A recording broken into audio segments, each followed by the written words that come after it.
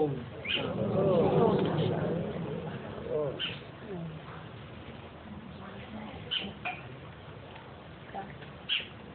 आज की प्रातः सभा है 25 जुलाई 1968। आज है सतगुरुवार।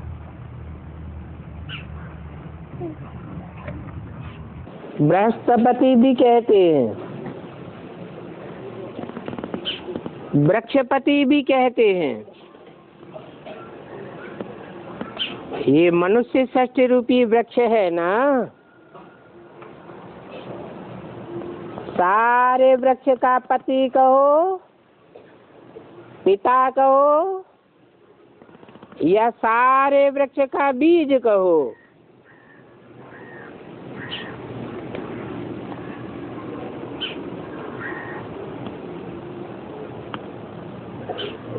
इनके नाम पर पड़ता है बृहस्पतिवार।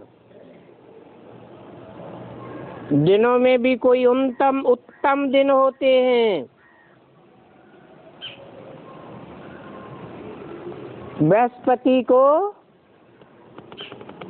सद्बुधवार कहा जाता है।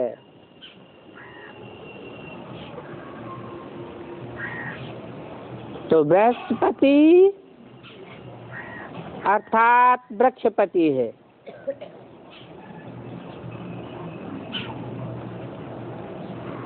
बृहस्पति के दिन स्कूल में अथवा कॉलेज में बिठाया जाता है।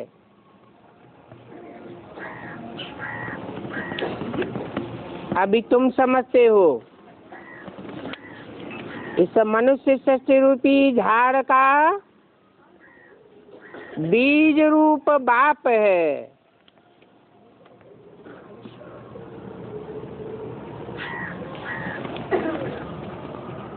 और वो मनुष्य षष्ठी का बीज है।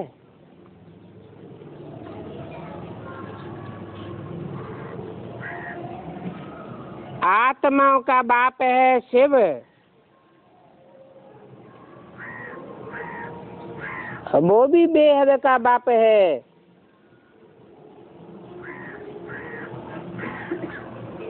और झाड़ का बीज मनुष्य षष्ठी का बीज, वो भी बेहद का बाप है।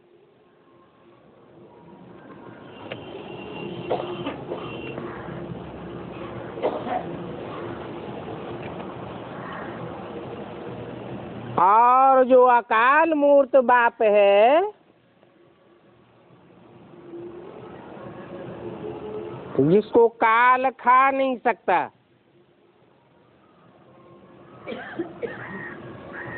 फिर भी वो मूर्त रूप है। मूर्त माने साकार,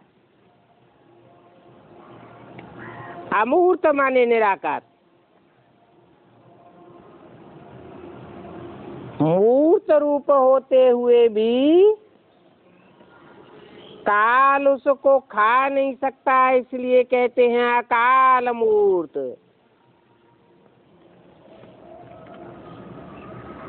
और उस अकाल मूर्त बाप के तुम अकाल मूर्त बच्चे हो।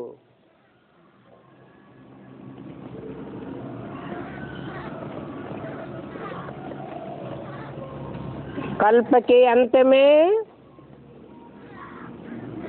जब इस सारी सृष्टि पर महाकाल मंडराएगा,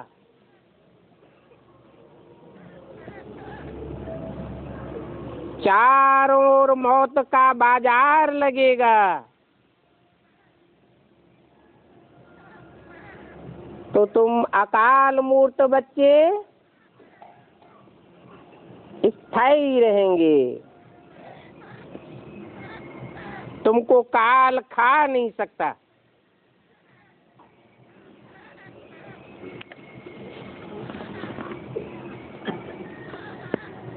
ये बात समझना तुम्हारे लिए कितना सहज है।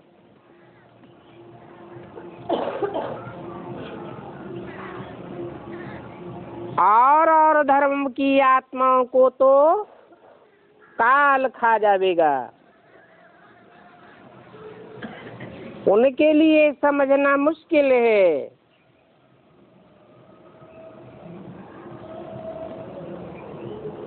और तुम्हारे लिए भी मुश्किलात है सिर्फ याद की।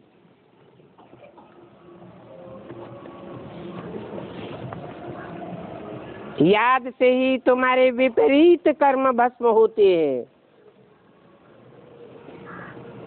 जिन्हें विकर्म कहा जाता है, पाप कर्म कहा जाता है। तुम्हारे पाप कर्म भस्म होते हैं तो तुम पतित से पावन बनते हो। इसमें ही माया इंटरफियर करती है और कोई बात में माया की लड़ाई नहीं होती। इस याद में ही लड़ाई होती है।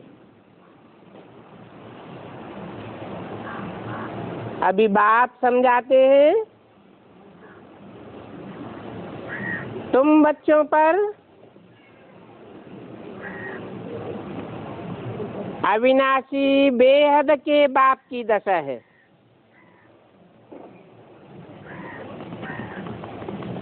बृहस्पति की दशा है।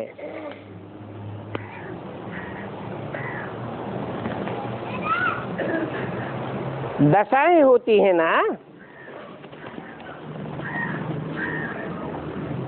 ऊंचते ऊंच अच्छी ते अच्छी दशा है बृहस्पति की दशा।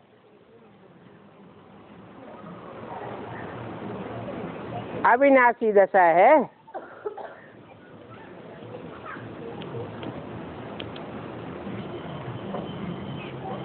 कहते हैं कि विनाश काल में 9 ग्रह आपस में टकराएंगे तो जो बड़े से बड़ा ग्रह बृहस्पति है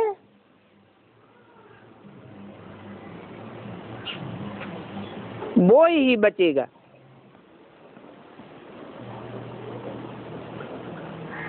इसलिए कहते हैं कि तुम बच्चों पर अविनाशी बृहस्पति की दशा है। एक होती है हद की दशा और दूसरी होती है बेहद की।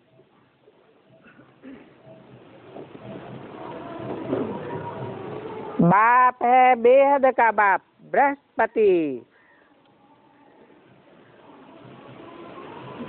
वृक्षपति कहो। इस वृक्ष से पहले पहले ब्राह्मण निकलते हैं।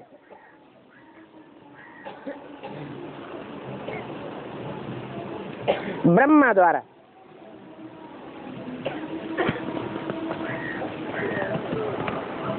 ब्राह्मण साकार होते हैं।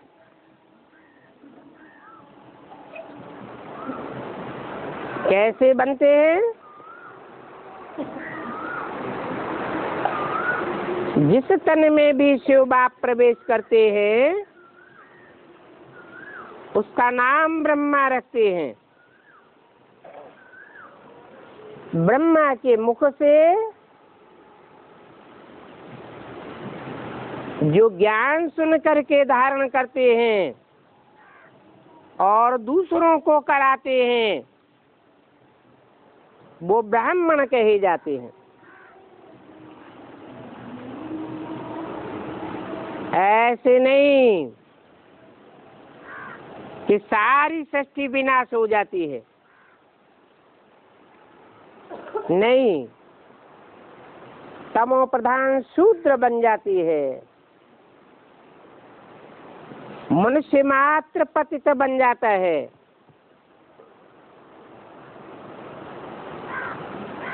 तब ब्रह्मा के तन में प्रवेश करके शिव बाप ब्राह्मणों की रचना रचते हैं। बाप कहते हैं मैं वृक्षपति सत्य चित्त आनंद स्वरूप हूँ।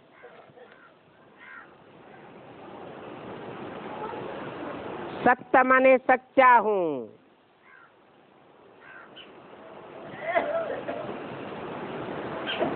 झूठे का नाम निशान नहीं। नहीं तो झूठ खंड में सब मनुष्य आत्माएं झूठी हो जाती है।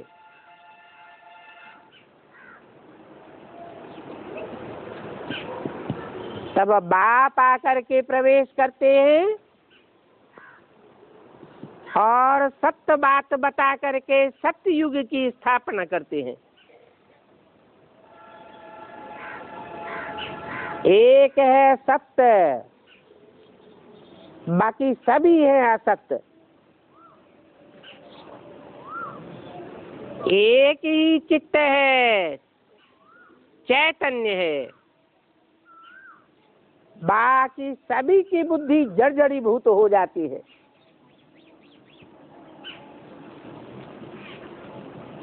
एक ही सदैव आनंद स्वरूप है।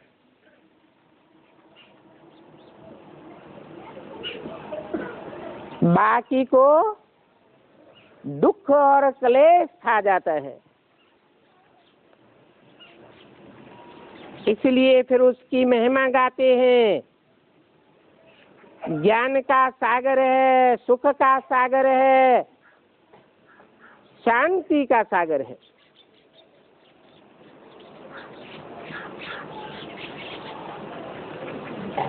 तुम ये भी जानते हो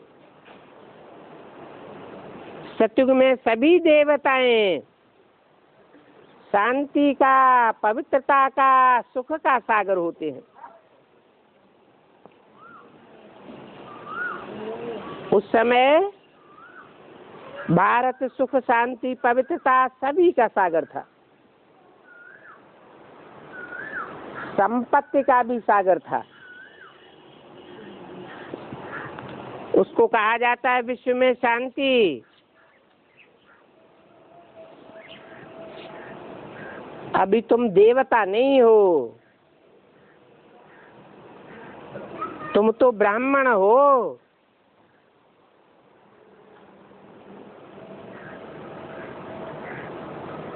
पुरुषार्थी ब्राह्मण हो। संपूर्ण ब्राह्मण बनेंगे तब फरिश्ता सो देवता बनेंगे। दुनिया में तो सभी हैं शूद्र बुद्धि, क्षुद्र बुद्धि है। उनकी है पाई पैसे की बुद्धि। वास्तव में बाप की तरह तुम भी अकाल मूर्त बन जाते हो।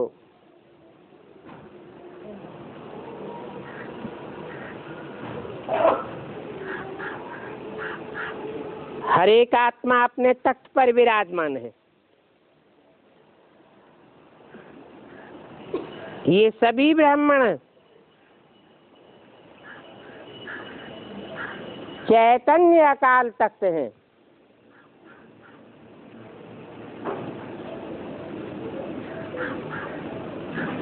कहते हैं ना कालों का काल महाकाल, जिसे कोई काल खा नहीं सकता।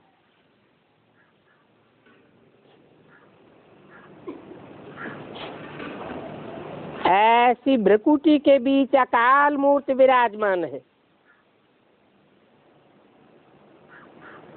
जिसको आत्मा कहा जाता है। ये आत्मा रूपी सभी बच्चे हैं बाप के।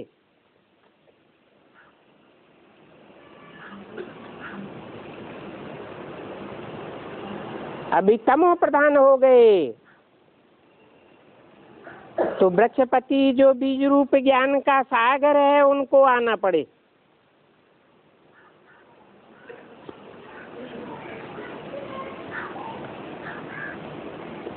तो नई सृष्टि के लिए पहले पहले चाहिए ब्राह्मण। प्रजापिता ब्रह्मा की औलाद ब्राह्मण चाहिए ना।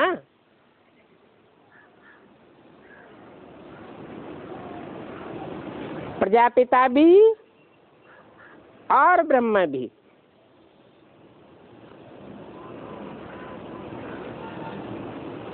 ब्राह्मण मुख्य हैं मनुष्य सृष्टि में।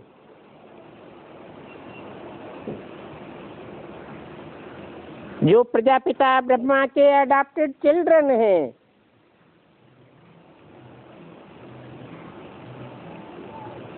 कोई गर्भ की पैदाइश नहीं है। हाँ, कोई मुख वंशावली है और कोई कुख वंशावली है। मुख वंशावली ब्राह्मण वो हैं जो ब्रह्मा के मुख की निकली हुई बातों को मानते हैं, मुरली को मानते हैं, धारण करते हैं और दूसरों को धारण कराते हैं। कुख वंशावली ब्राह्मण वो है जो मुरली की बातों पर तो ध्यान नहीं देते। मुरली मुख से निकलती है ना, मुख की बातों पर ध्यान नहीं देते, लेकिन गोद याद आती रहती है। कुख कहा जाता है गोद को। कुख कहो, कोख कहो, तो जरूर ब्राह्मण भी नंबरवार हैं। तुम मुख वंशावली हो।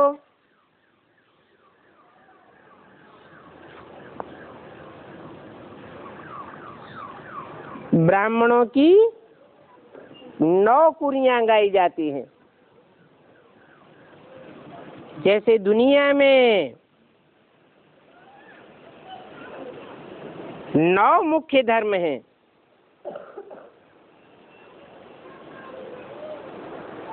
जब बाप आते हैं तो हर धर्म तमो प्रधान बन जाता है। तमो प्रधान धर्म में से अच्छे अच्छे कर्म करने वाली श्रेष्ठ आत्माओं को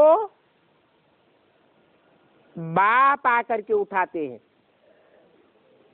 ब्राह्मण बनाते हैं।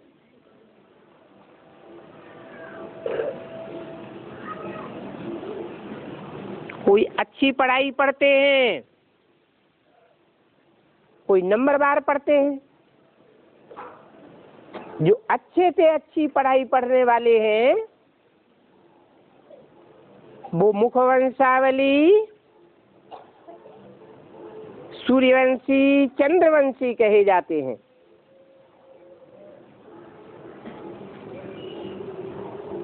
आत्मिक स्थिति में प्रैक्टिस करके स्थित हो जाते हैं।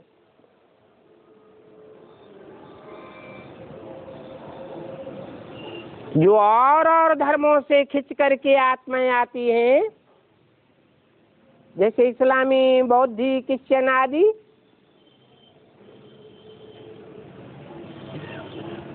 वो पढ़ाई को पूरी रीत न पढ़ने के कारण कच्चे ब्राह्मण रह जाते हैं। तो नंबरवार 9 कुरियां ब्राह्मणों की बन जाती हैं। जैसे 9 धर्म है, वैसे ब्राह्मणों की 9 कुरियां हो जाती हैं।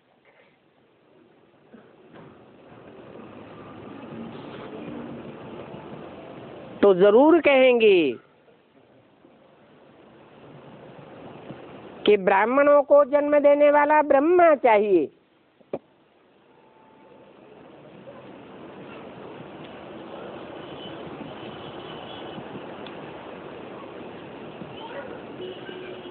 तुम जानते हो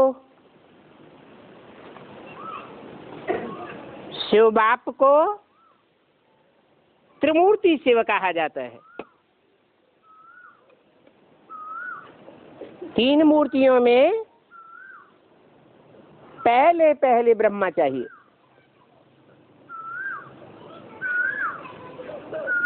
फिर है दूसरी मूर्ति शंकर,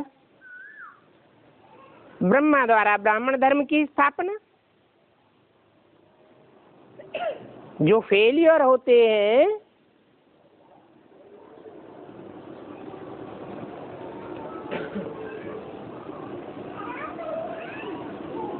वो कम पद पाते हैं, और जो पास होते हैं वो ऊंचे पद पाते हैं।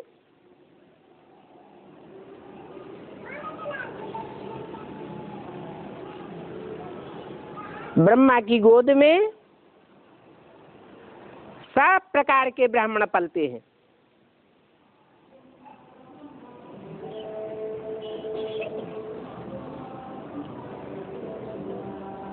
फिर चाहिए विष्णु, जो श्रेष्ठ ब्राह्मणों की पालना कर सके।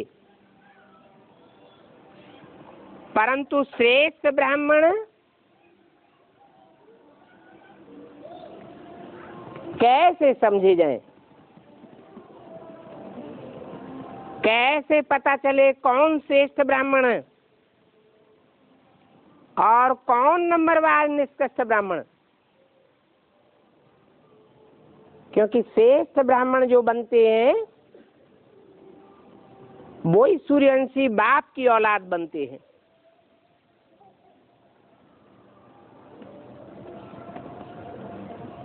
सूर्य के ही प्रकाश में पलते हैं, और धर्म पिताओं का उनके ऊपर कोई असर नहीं होता, और औरों की बातों के प्रभाव में नहीं प्रभावित होते।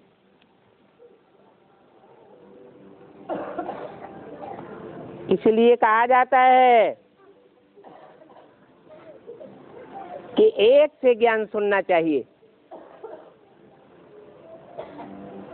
और औरों से भी अगर ज्ञान सुना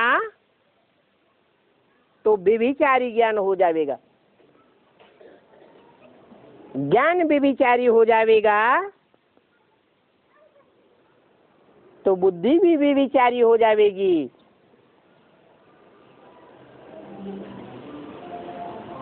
ब्राह्मण भी नीची कोटि के बन पड़ेंगे।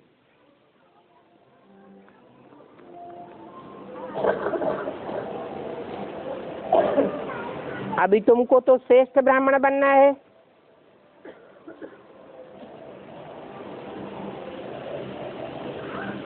नई नई दुनिया में जाना है। नई दुनिया में जाने के लिए बाप अंत तक नित्य नया ज्ञान सुनाते हैं।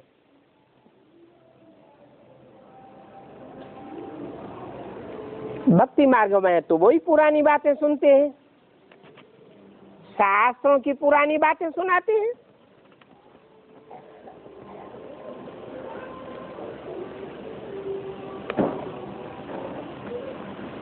अभी तुम बच्चे ऊंचे ऊंचे बाप की औलाद बनते हो।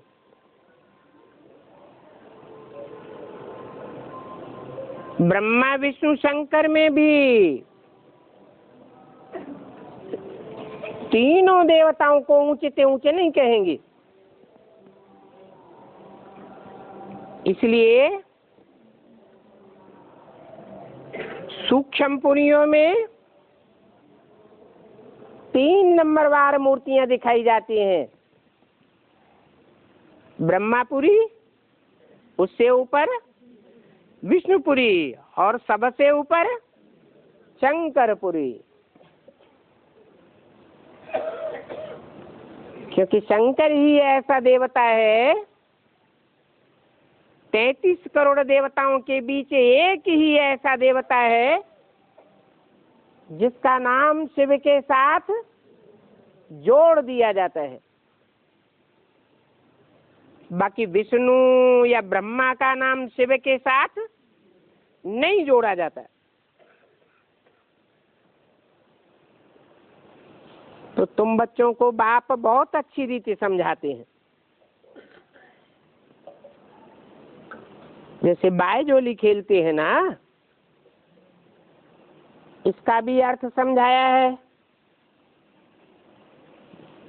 बीज रूप है शिव बाबा, बीज बाप को कहा जाता है। फिर है ब्रह्मा, नाम ही है ब्रह्मा। ब्रह्मा ने बड़ी, माँ माने माँ।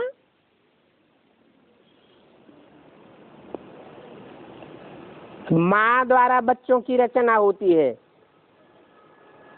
माँ मीडिया बनती है।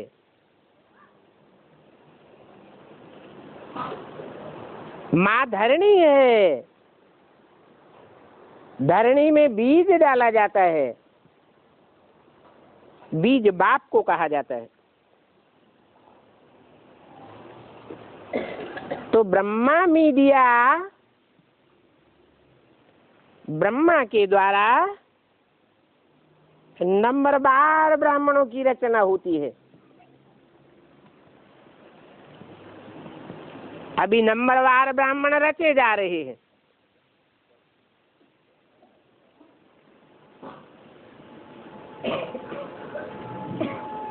एडवांस में नंबरवार बीजों की रचना हो रही है और बेसिक में नंबरवार आधार मूर्त जड़ों की रचना हो रही है।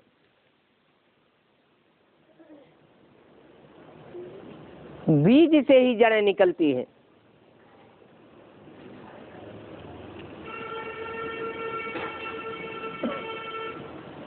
वृक्ष में बीज पहले प्रत्यक्ष होता है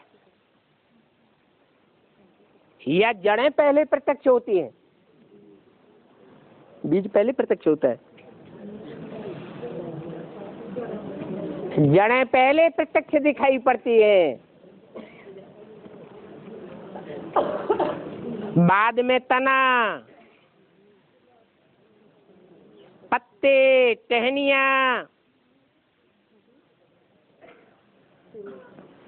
फूल, फल और बाद में फल के अंदर बीज प्रत्यक्ष होता है।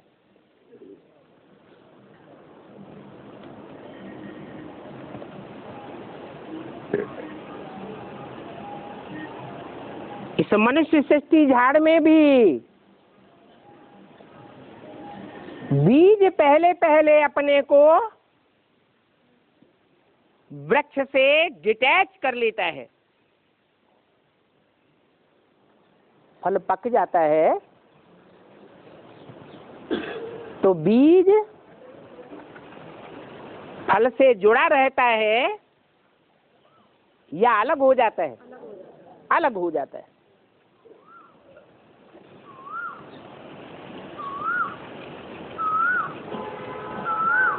पत्ते जुड़े रहेंगे, टहनियाँ जुड़ी रहेंगी, तना जुड़ा रहेगा, जड़ें जुड़ी रहेंगी, इनका अटैचमेंट बना रहता है।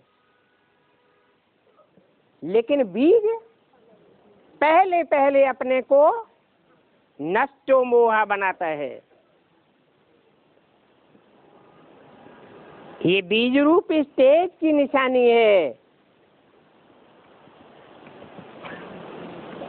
इसलिए बाप कहते हैं अपन को आत्मा समझो। आत्मा बीज है।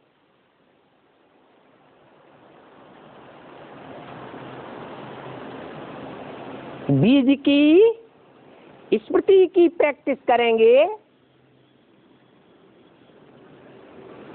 तो जल्दी से जल्दी नष्टो मोहा डिटैच हो जाएंगे।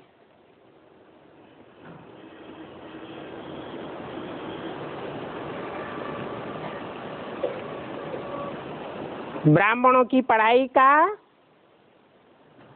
अंतिम लक्ष्य ही है नष्टो मोहा स्मृति लब्धा।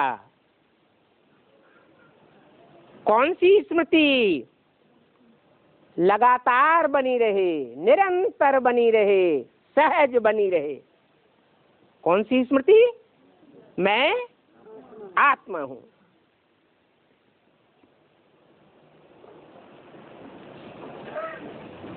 इस समय तो तुम कहेंगे हम 100 ब्राह्मण हैं।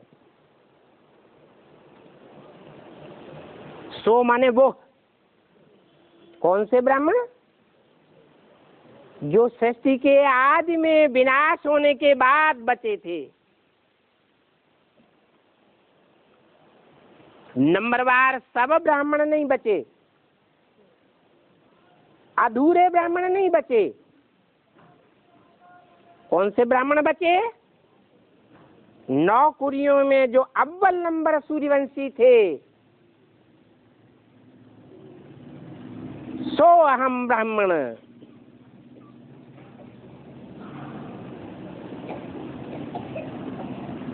फिर 100 देवता बनेंगे, और देवता भी कम कला के देवता बनेंगे या 16 कला संपूर्ण बनेंगे? 16 कला संपूर्ण बनेंगे। कम जन्म लेने वाले बनेंगे या पूरे 84 जन्म लेने वाले बनेंगे? पूरे 84 जन्म लेने वालों को ही पक्का देवता कहा जाता है। बाकी जो आत्माएं परम धाम में पड़ी रहती हैं, बाद में उतरती हैं, उत्तरोत्तर बाद में, वो कम जन्म लेने वाली होती है, उत्तरोत्तर कम कलाओं वाली होती है, बाद में आने वाले धर्मों में कन्वर्ट होने वाली होती है। नंबरवार कच्ची आत्माएं हैं।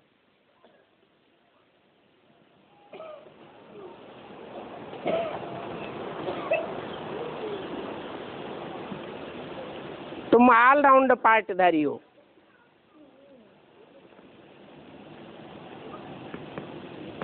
तुम इस षष्ठी रूपी रंगमंच के पक्के अनुभवी पार्टधारी हो।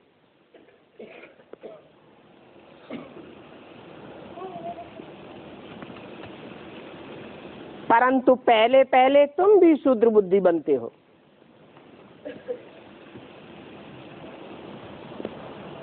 अल्प बुद्धि को शूद्र बुद्धि कहा जाता है।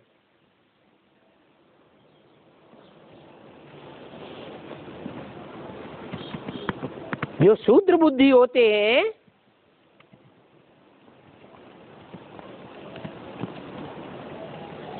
अल्प बुद्धि होने के कारण बाप को नहीं पहचान पाते।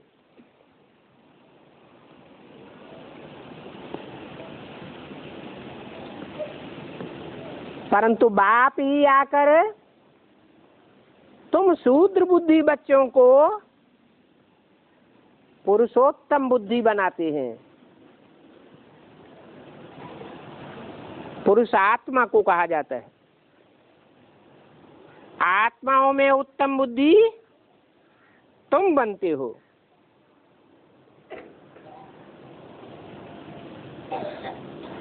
तुम बाप को पहले पहचानते हो। पुराने ब्राह्मण 70 साल से चलने वाले वो बाप को नहीं पहचानते, और तुम बाप को पहले पहचानते हो।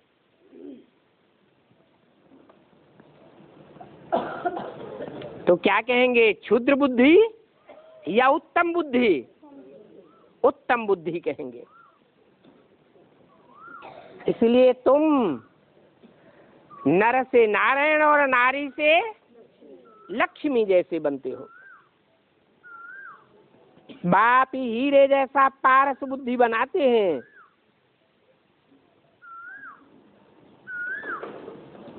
हीरा चमक मारता है ना,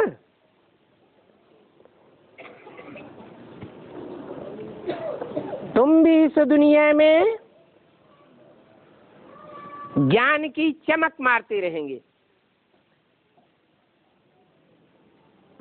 जैसे 9 लाख सितारे आसमान में गाए जाते हैं, सितारे रात में चमक मारते हैं ना, ऐसे तुम भी जब दुनिया में विनाश बरपा होगा, तुम ज्ञान की चमक मारते रहेंगे। वो हैं आसमान के जड़ सितारे और तुम हो धरती के चैतन्य सितारे। ऐसे सितारे बनते हो जो पारस बुद्धि बन जाते हो। जैसे पारस पत्थर का गायन है ना, जहां जहां लोहे से स्पर्श किया जाता है तो कहते हैं लोहा भी सोना बन जाता है। वास्तव में ये तुम्हारा गायन है। दुनिया की तमो प्रधान गलीज आत्माएं जो भी तुम्हारे संसर्ग में आती हैं, संपर्क में आती हैं, संबंध में आती है, तुम्हारे नजदीक पहुंचने मात्र से ही वो श्रेष्ठ बुद्धि बन जाती है। उनको बाप की पहचान हो जाती है। इसलिए बाप तुमको कहते हैं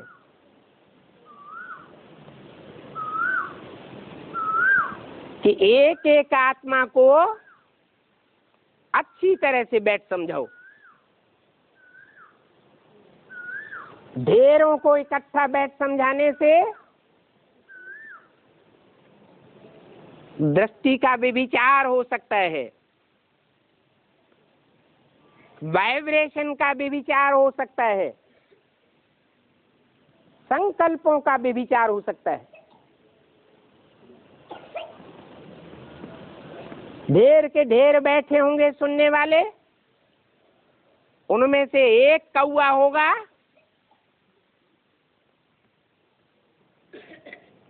तो सबको उखाड़ देगा। इसलिए कहते हैं एक एक को बैठ समझाओ। तुम्हारा राजयोग है,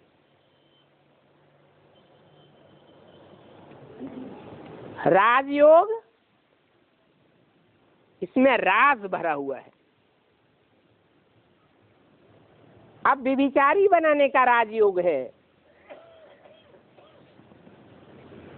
एक से एक जल्दी समझेगा। कोई भी प्रकार का विचार पैदा न होने पावे तो श्रेष्ठ आत्माएं निकलेंगी।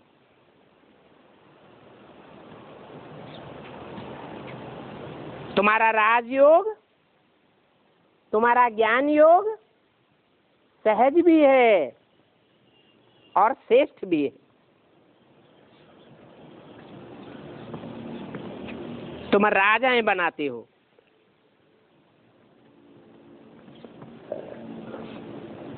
राजा बनाने और बनने की कला बाप तुमको सिखाते हैं।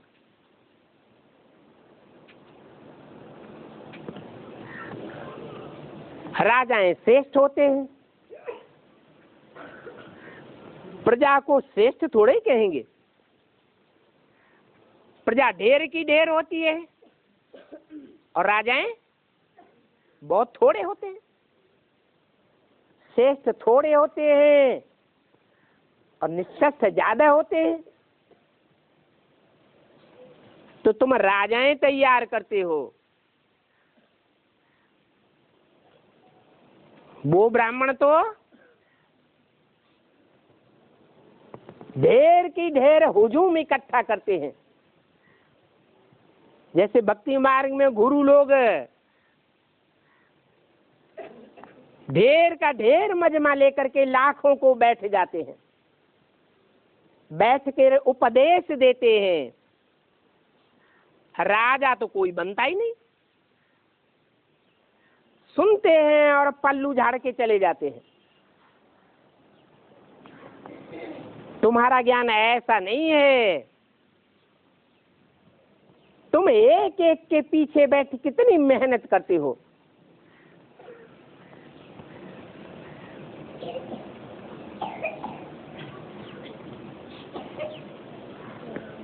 तो प्रदर्शनी करते हैं, एक ही प्रदर्शनी में एक ही दिन में कितने ढेर बैठ करके सुनते हैं। उससे प्रजा बनती है।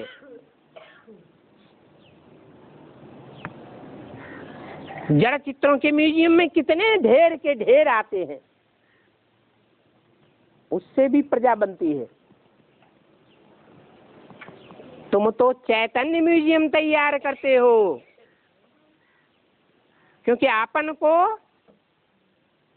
चैतन्य स्टार आत्मा समझते हो। प्रैक्टिस पक्की हो जाएगी तो तुम्हारी तीसरे नेत्र रूपी आत्मा स्टार के मुआफिक चमकती हुई दिखाई देगी। फरिश्ता दिखाई देंगे।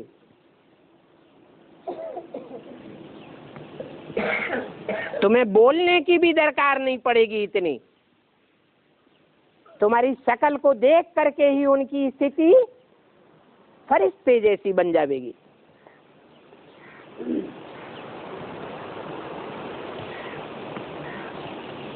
तो देखो, अभी शिव बाबा भी है संगम युग में, प्रजापिता भी है और ब्रह्मा भी है। एडाप्टेड बच्चे भी सामने बैठे हुए हैं।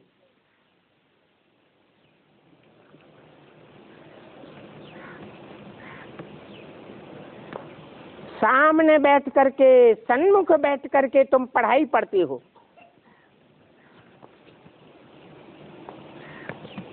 अंदर से भी सन्मुख और बाहर से भी सन्मुख।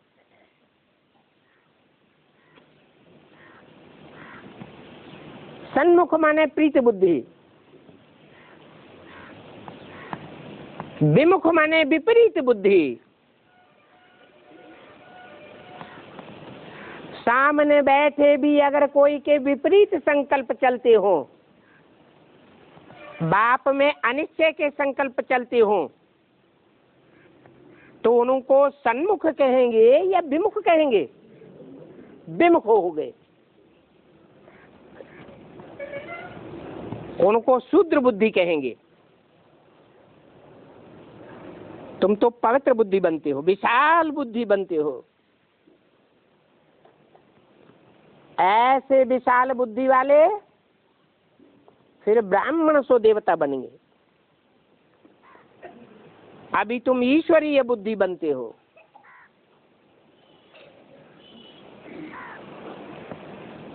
ईश्वर क्यों कहा जाता है?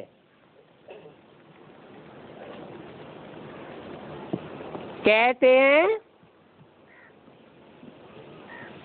श्रेष्ठ से श्रेष्ठ है ईश्वर। ईश माने शासन करना, वर माने श्रेष्ठ। जिसने इस दुनिया में आकर के श्रेष्ठ से श्रेष्ठ शासन करके दिखाया।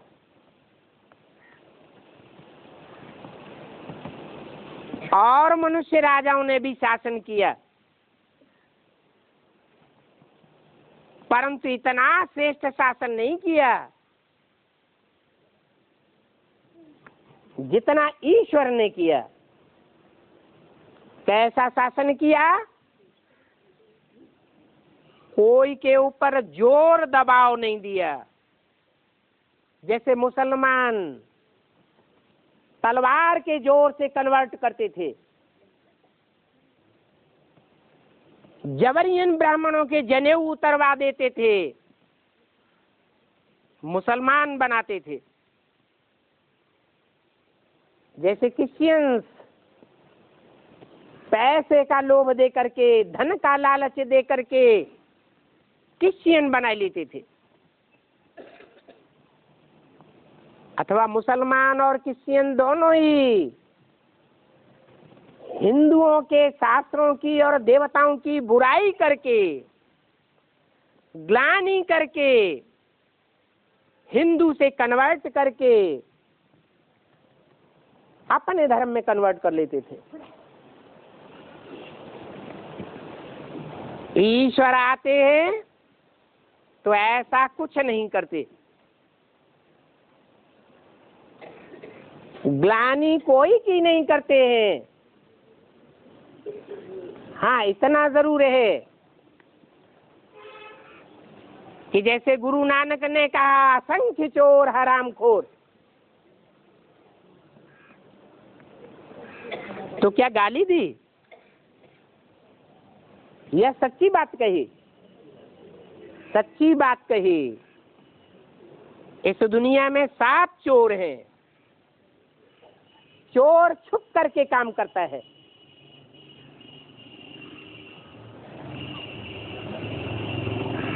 जैसे 7 भिखारी हैं, छुप करके विकार भोगते हैं। 7 चोर हैं। सतयुग में देवताओं को चोर थोड़े ही कहेंगे।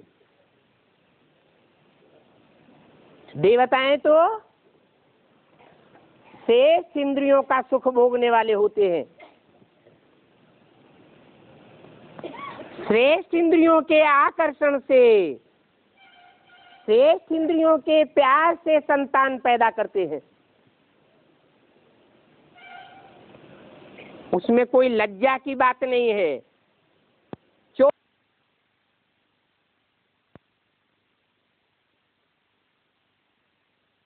ज्ञान के लिए कहा जाता है कि वो मनुष्य को देवता बनाता है।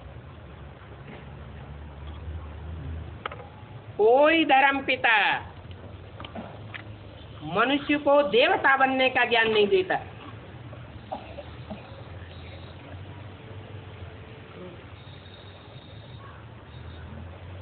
मनुष्य को राजा बनने का ज्ञान नहीं देता। राजा बनते भी हैं तो भिखारी राजाएं बन पड़ते हैं। वो राजाएं राजा बन करके अहंकार में आकर के कितना दुख देते हैं। ईश्वर ऐसा राजा नहीं बनाता। बाहुबली नहीं बनाता। ईश्वर आते हैं तो एक एक बच्चे के दिल पर शासन करते हैं, दिल को जीतते हैं। और दिल को जीतना, दिल के ऊपर शासन करना, ये प्यार के सागर का ही काम है। नहीं तो 70 साल हो गए ईश्वरीय ज्ञान सुनते सुनते और ईश्वर को सुनाते हुए। कितने साल हो गए? 70 साल। वही बातें रोज रोज अभी भी पढ़ाते रहते हैं और बच्चे एक कान से सुनते हैं और दूसरे कान से निकाल देते हैं। क्या बच्चों की डंडाबाजी करते हैं? गाली देते हैं? नहीं, अब तक भी बच्चे बच्चे कह करके प्यार से पढ़ाते। तो अभी तुम बच्चे ईश्वरीय बुद्धि बनते हो। तुम किसी प्रकार का बाहुबल नहीं दिखाते हो। भगवान पढ़ाई पढ़ाते हैं तो कोई प्रकार का बाहुबल प्रयोग नहीं करते बच्चों के ऊपर, प्यार से बैठ समझाते।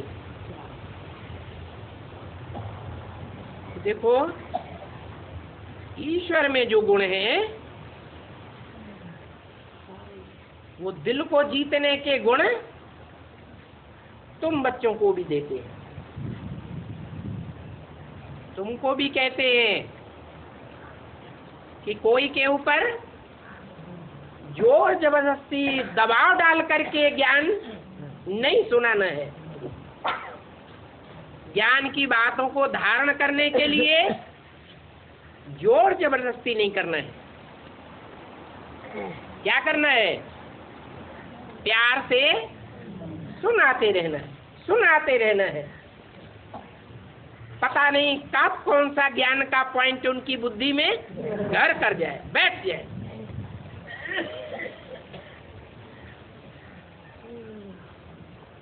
तो कोई को भी समझाते समय ये बात भूलो मत कि हम ईश्वरीय बुद्धि बच्चे हैं, नहीं तो अहंकार में आ जाते हैं, ज्ञान सुनाते हैं और लाल पीली आंखें करने लग पड़ते हैं। ज्ञान सुनाते सुनाते जगड़ने लग पड़ते हैं।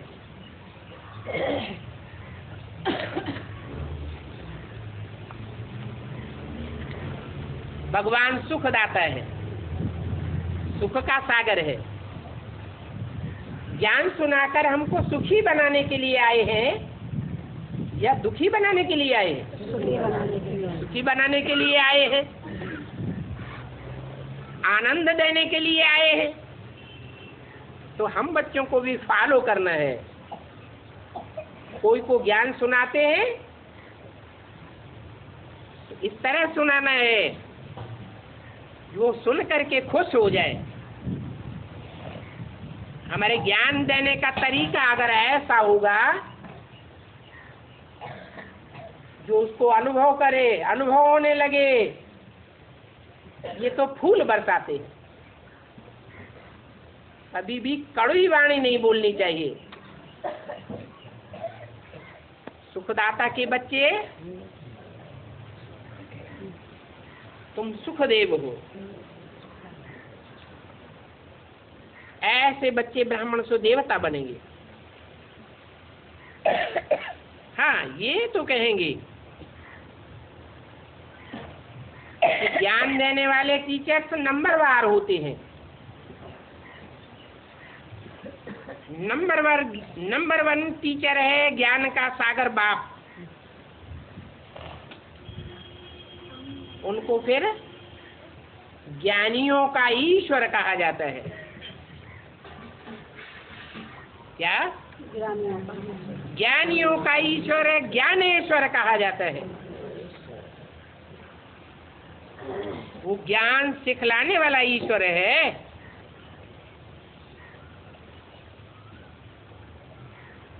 ऐसे ज्ञान से होती है सद्गति।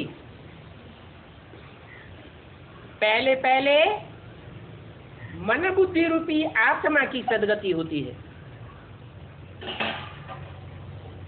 आत्मा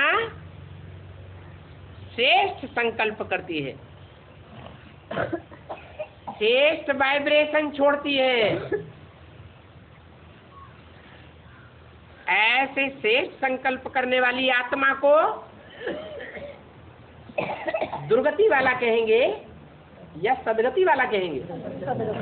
सदगति पाई। पहले आत्मा की सदगति, फिर जब निरंतर आत्मा ऐसे सब संकल्पों वाली बन जाए तब होती है शरीर के 5 तत्वों की सदगति। 5 तत्व जड़ हैं शरीर के और आत्मा चैतन्य है। पहले किसकी सदगति होनी चाहिए? पहले चैतन्य आत्मा की सदगति होगी, क्योंकि चैतन्य ही ज्ञान को सुन सकता है, समझ सकता है, धारण कर सकता है, करा सकता है। जड़ ज्ञान सुनेगा नहीं, सुनाएगा नहीं, धारण कराएगा भी नहीं। हाँ, जो भी जड़त्वमयी चीजें हैं संसार में, वो संग के रंग से, वाइब्रेशन से सतो प्रधान बन सकती है। इसलिए कहते हैं कि तुम बच्चे हो प्रकृति जीत, प्रकृति के 5 तत्वों को भी जीतने वाले हो। प्रकृति जड़ है या चैतन्य? जड़ है, वो ज्ञान नहीं सुनेगी। ज्ञान से उसे कन्वर्ट नहीं किया जा सकता। कैसे कन्वर्ट होगी? याद से। याद माने स्नेह है, याद माने सच्चा दिल का प्यार।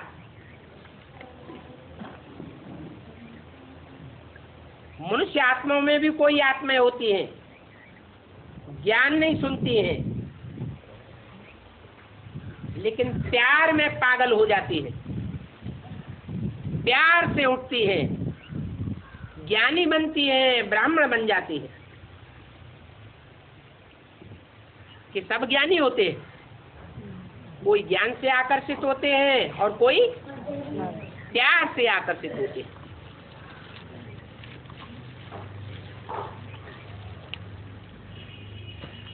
फिर भी कहेंगे कि ज्ञान से सद्गति होती है।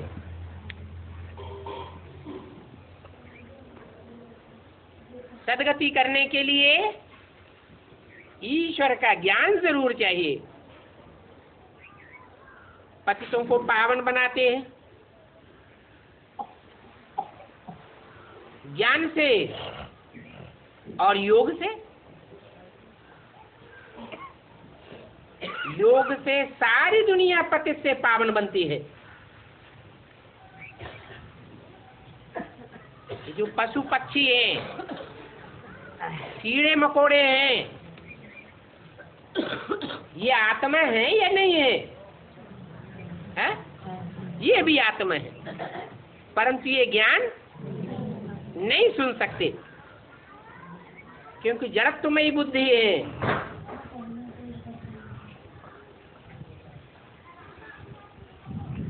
फिर ये नई दुनिया में जावेंगे या नहीं जावेंगे? नई सृष्टि में नंबरवार जाना होगा या नहीं होगा? जाएंगे। कैसे जाएंगे? ज्ञान तो सुनते नहीं। इनकी सद्गति कैसे होगी? है?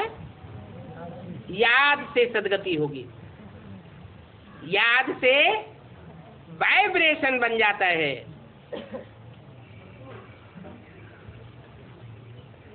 भारत का प्राचीन राजयोग मशहूर है।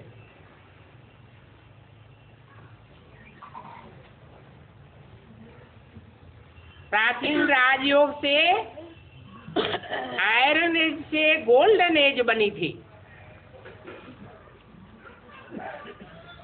आयरन एज है कलयुग में, सतयुग में होती है गोल्डन एज। ये भी समझाया है कि योग 2 प्रकार का है। एक है हठ योग और दूसरा है राजयोग। उन मनुष्य गुरुओं का है हठ योग और तुम्हारा है राजयोग। उनका हठ योग हद का है, हद का घर बार छोड़ते हैं।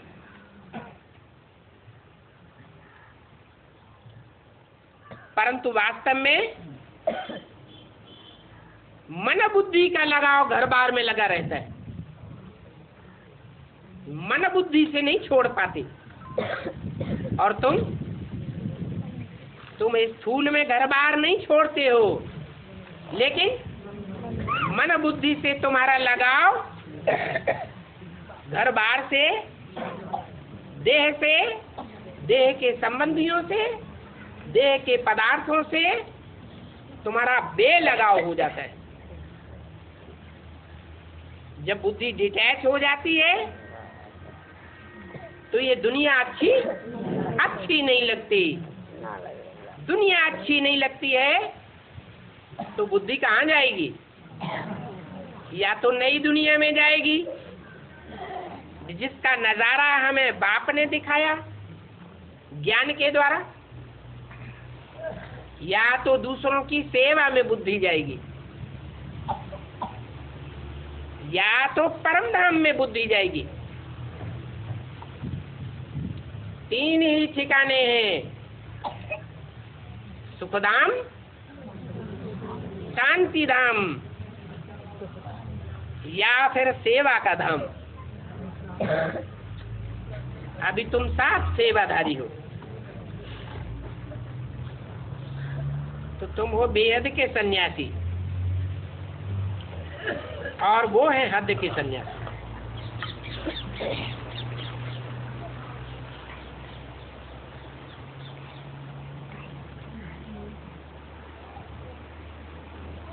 वो सन्यासी घर बार छोड़ते हैं,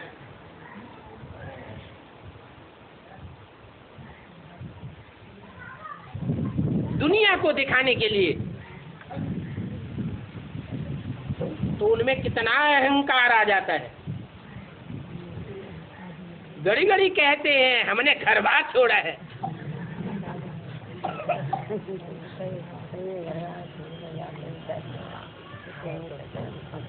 वो दुनियावी सन्यासी, उनके अंदर ये संस्कार कहाँ से आते हैं? अहंकार के। झूठा अहंकार त्याग करने का, झूठा अहंकार पवित्र बनने का। हम पवित्र रहते हैं, जबकि उनकी पवित्रता ऐसी ही है जैसे कोई कैदी 8-10 साल जेल में रहे और बाद में जेल से निकले तो कहे मैंने 10 साल की पवित्रता धारण की है।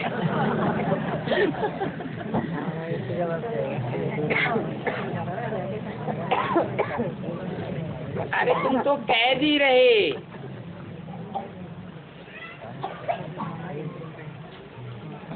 रसगुल्ला सामने हो,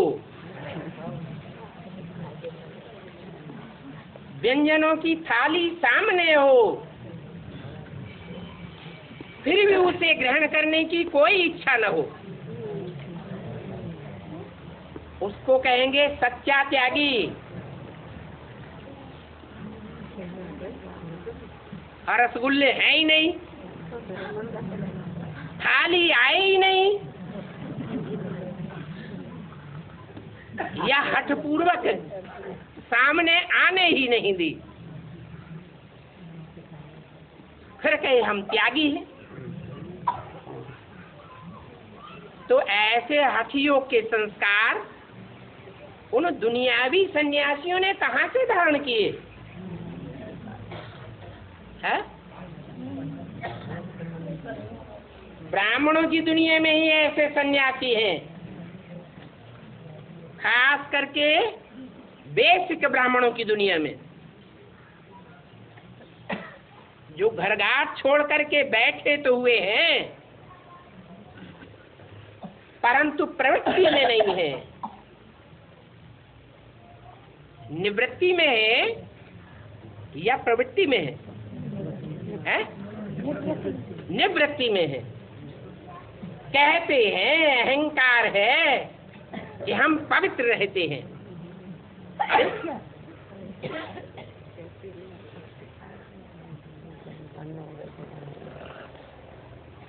पवित्र कैसे रहते हैं? पति पत्नी दोनों इकट्ठे हों और फिर पवित्र रह करके दिखावें। तो कहेंगे पवित्र। फिर कहते हैं हमारी तो बेहद की गृहस्थी है, हद की गृहस्थियों से हमारा मेल नहीं किया जा सकता, हमको टैली नहीं किया जा सकता। बाप भी कहते हैं मैं जब आता हूं तो बेहद की गृहस्थी बनाता हूं।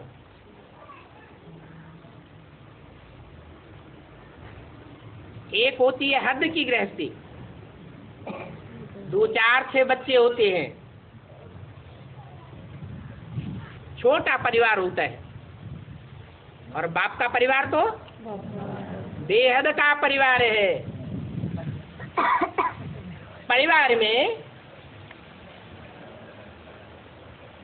परिवार के और संबंध बाद में बनते हैं। पहला संबंध कौन सा बनता है? कौन सा बनता है? बाप बच्चे पहले बन जाते हैं। पहला संबंध है पति पत्नी का।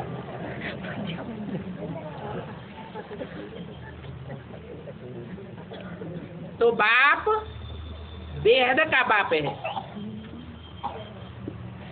बेहद का बाप आकर के कहते हैं तुम 7 सीताएं हो, तुम 7 द्रौपदियां हो, तुम 7 पार्वतियां हो। राम भगवान है एक,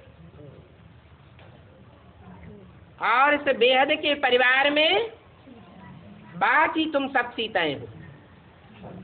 ये हुई बेहद की गृहस्थी। और प्रैक्टिकल में होती है यह हवा में बाप तैरता है और पत्नियां साकार में होती हैं। उसको गृहस्थी कहेंगे? नहीं कहेंगे। बाप भी प्रैक्टिकल में, और बेहद का परिवार और बेहद के संबंध भी प्रैक्टिकल में होते हैं।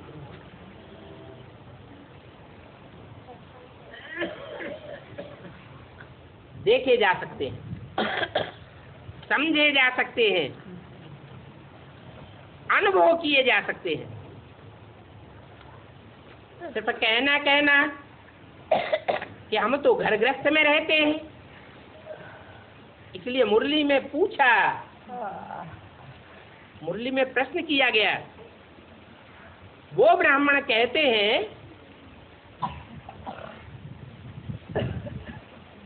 कि हम ब्रह्मा बाप के बच्चे हैं। उनसे प्रश्न पूछो, तुम ब्रह्मा बाप के बच्चे ब्राह्मण हो तो तुम्हारा ब्रह्मा कहाँ है? प्रजापिता ब्रह्मा कहाँ है? तो कहेंगे सूक्ष्म वतन में। तो बाप सूक्ष्म वतन में और माताएं साकार वतन में और बच्चे भी साकार वतन में। ये कैसे हो सकता? साकार परिवार साकार में होता है, इस सृष्टि पर होता है, या सूक्ष्म वतन में होता है? साकार में ही होना चाहिए।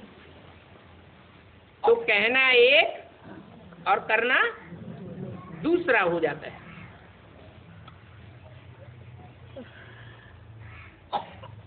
ब्राह्मणों की तो कथनी और करनी एक होनी चाहिए।